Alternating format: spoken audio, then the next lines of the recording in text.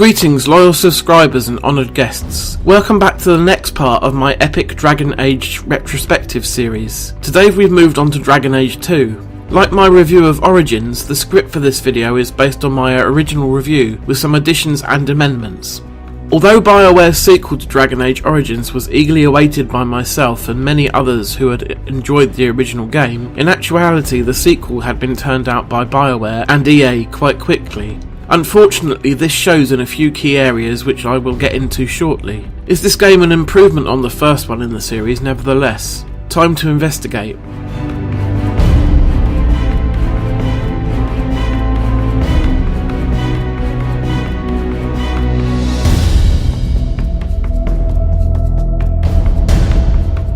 Storytelling and character interaction have been the core strengths of BioWare for quite a long time now, so it comes as little surprise that Dragon Age 2 is particularly strong in these areas. Instead of an epic tale to save the world from the darkspawn, we have something rather more personal, focused on the trials and tribulations of the Hawke family and the person who came to be known as the Champion of Kirkwall in particular.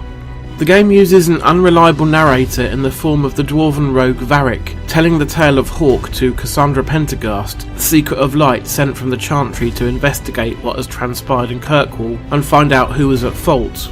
You are not told of what transpired until it happens to you in the story, keeping a nice air of mystery.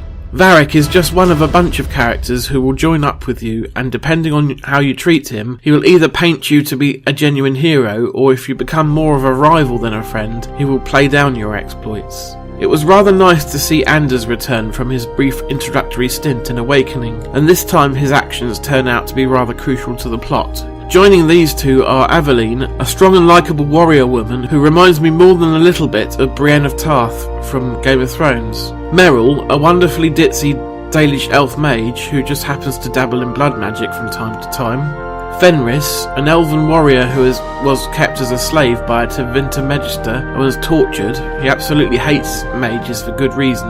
And Isabella, a lady of rather loose morals who I absolutely hate and never bothered to take with me on any quests. There's also Sebastian, but I will talk more of him in my DLC roundup. For most of the game the story is strong, but I feel it lost its way just a little bit right at the end.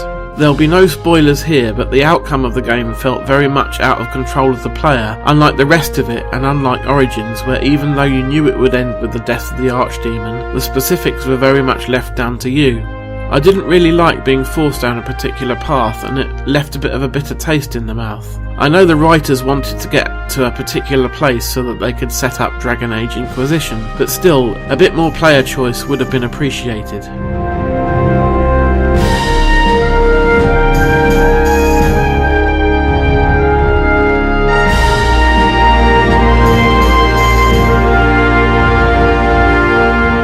The graphics in Dragon Age 2 are a noticeable improvement over the first game, with much more detail and higher resolution textures all around. There's also much more variety in the colour palette. The characters all have a slightly stylised look to them, and I like it. What I don't like, however, is the rehashed environments. My main gripe with the game, that I alluded to in my introductory paragraph. Every cave you venture into is basically the same one, likewise for warehouses, gang hideouts, etc. Although the map layouts vary a little bit here and there, all BioWare have really done is block up doors and add invisible walls here and there.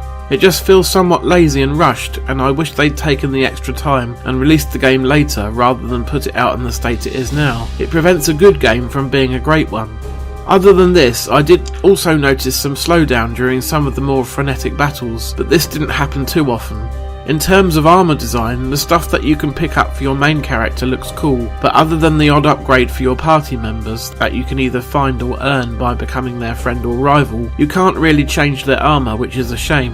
While on the one hand it helps to streamline the game and the interface, which needed some streamlining, it has to be said, it also makes it feel a bit dumbed down.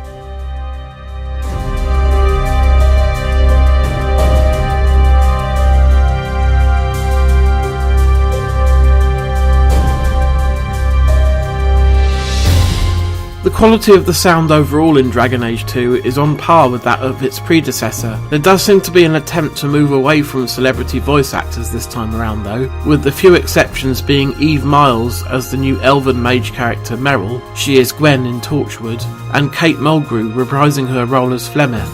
I also recognised the voice of Fenris straight away, but it took me a while to place exactly where from. Eventually it came to me. Gideon Emery also played Belthea in Final Fantasy XII.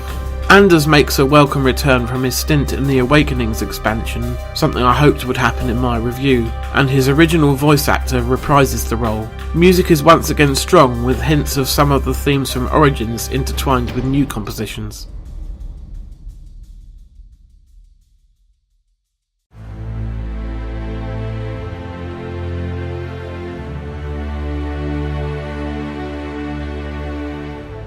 For those who choose to play Dragon Age 2 on a console, then I would say mechanically it is a definite improvement over that of the first game.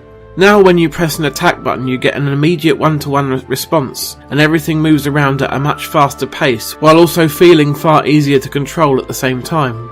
At the casual and normal difficulty levels, the game plays like an action RPG most of the time, with the occasional need to pause the game to administer healing potions or tell your mage to heal. But on hard or nightmare it is a much more tactical experience. I prefer to play on normal, but those weaned on the semi-turn-based style of Baldur's Gate on a PC may prefer the higher settings. It's purely a personal choice. For the most part, I applaud BioWare's decision to streamline the inventory screen and the rest of the interface. Now it is easy to see how good a piece of armour you've picked up is compared to your character's level, just by glancing at how many stars out of 5 it has at a given time. It is also much more obvious when loot you pick up is important and when it is simply trash to be sold for money, and I found myself running out of inventory space far less often than I did in the first game. Of course, it does help that you have a chest to stash excess items in at your uncle's house, but I found I seldom needed to use it. One of the things I really did like, and was pleasantly surprised to discover, was the amount of quests that were tied to decisions that you made through Origins and Awakening. If you import your save when you start the game, it will have quite a large effect on which side quests you do or don't see. Just as an example, I was asked by Delilah Howe to go and save her brother Nathaniel from the Deep Roads as a result of me recruiting him into the Wardens during the events of Awakening, and him having survived the whole thing. He even mentioned the fact that I had spared the Architect, the chatty darkspawn leader, during dialogue I had with him. This level of attention to detail is impressive.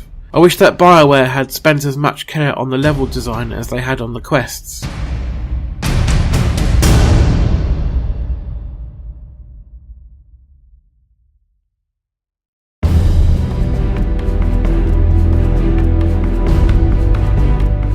Not a huge score in this category in terms of innovation, but as usual BioWare have shown their flair for storytelling, dialogue and multiple ways to play through the game.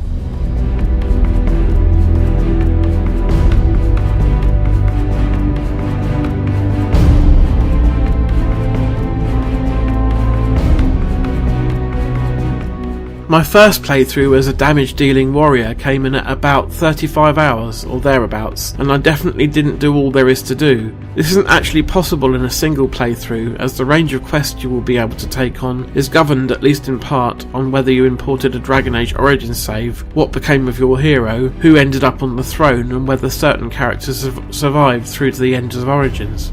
As an example of this, if you sided with the werewolves in Nature of the Beast in the first game, you are able to do an optional follow-up quest in this one.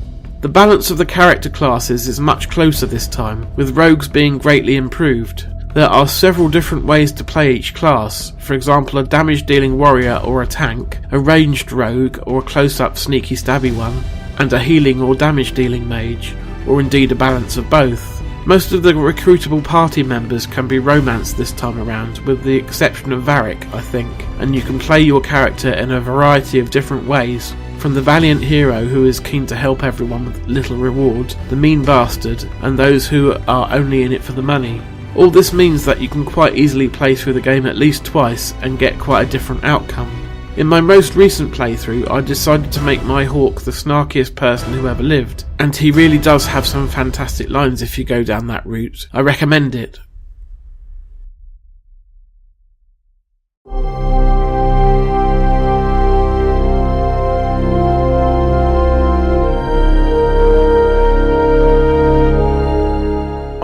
balance, the things that Dragon Age 2 does better than Origins, the faster combat, the streamlined interface, are weighed out by the things it does worse: repetitive dungeon environments, shallower interaction with your party members, a denouement which is a bit weak compared to that of the first game.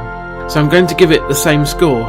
I definitely don't think it's anywhere near as bad a game as many people are making it out to be, and I enjoyed revisiting it as part of the overall saga. Next time I will be going through the DLC that was released for this game, so make sure you come back for that. In the meantime, take care.